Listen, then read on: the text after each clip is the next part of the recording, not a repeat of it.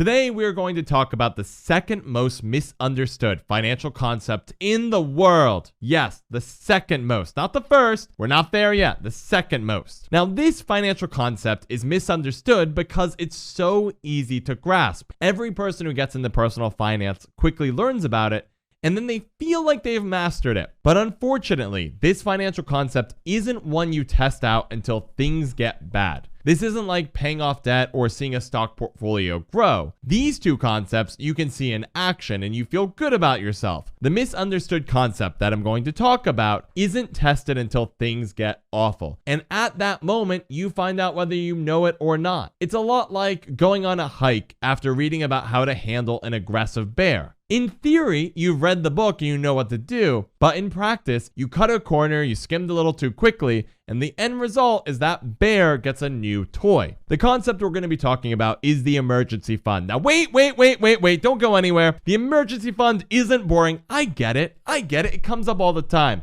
And yet, people still get it wrong. Don't be one of them. First, let's establish how unbelievably important an emergency fund is. For both Dave Ramsey's Baby Steps as well as the personal finance subreddit, step one is literally building out an emergency fund. The reason the emergency fund is so important is that if something goes wrong, and eventually life will throw a curveball your way, and you can't handle it correctly, you truly can sacrifice your full financial future. Imagine you were driving to work and your car breaks down, but you don't have any money to pay the bills, and you've already maxed out all your credit cards. You might have to ultimately resort to your sketchy neighbor Steve, who hooks you up with a group that just put a financial lien on your kidney. With the stakes so high, how do people deal with an emergency on average in the United States? The answer is not well. Not well at all. Bankrate found that the majority of people in the United States do not have an emergency fund. Only 43% of people would pay for the cost of an emergency, an $1,000 emergency, using their savings. The majority of people don't have an emergency fund, and a solid 25% of people would have to lean on a credit card. And the problem with that is once you start drowning in high interest credit card debt, it makes it extra hard to get out of the situation. High interest credit card debt is a lot like trying to save yourself from drowning and then having people adding weights to you so you sink deeper and deeper.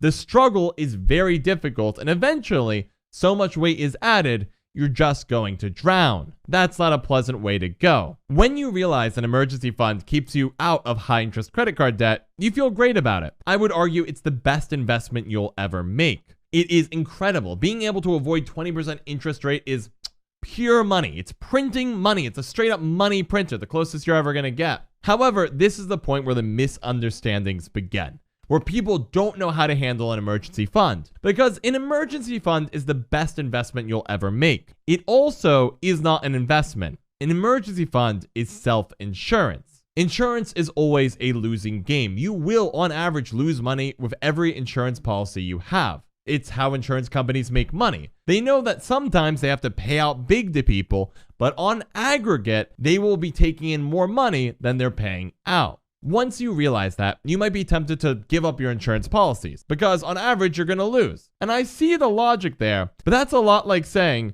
instead of paying a little bit of money for insurance, I would rather play Russian roulette.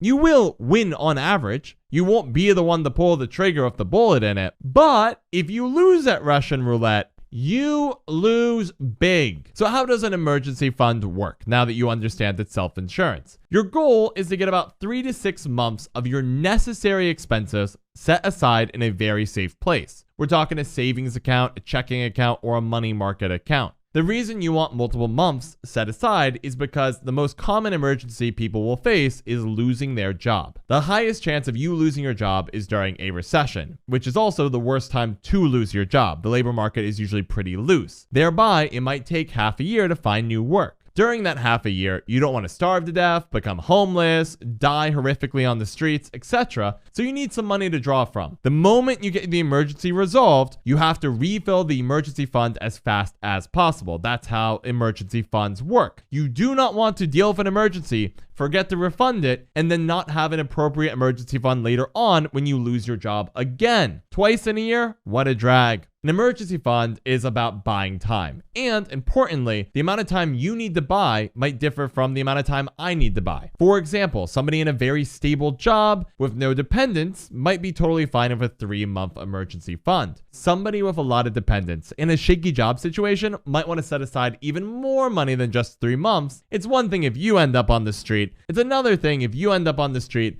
and your whole family ends up on the street because you didn't prepare properly. That would really suck. So that's how it works, but where do people go wrong? Well, people forget it's insurance and they start treating it like an investment. They might put it all in stock or put it into a CD that's hard to access or a bond ETF. The kicker about this strategy is most of them will succeed. Actually, they'll probably be fine. But that one loser who loses their job during a recession and also put their emergency fund in the stock market is going to have a bad time. It's going to be absolutely financially devastating. They will be forced to sell other investments they have at a low price because of the recession. Likewise, they might not have other investments, so then they have to sell their kidney. It all goes back to the kidneys, guys. It all goes back to the kidneys. Ultimately, the takeaway from this piece is simple. Have an emergency fund and then do not treat it like a traditional investment. It is self-insurance. And if you screw this up, your kidney only sells for so much. And let's be honest, guys, we don't want to be selling kidneys. You don't want to do that. Ice baths are not as fun as you think they are.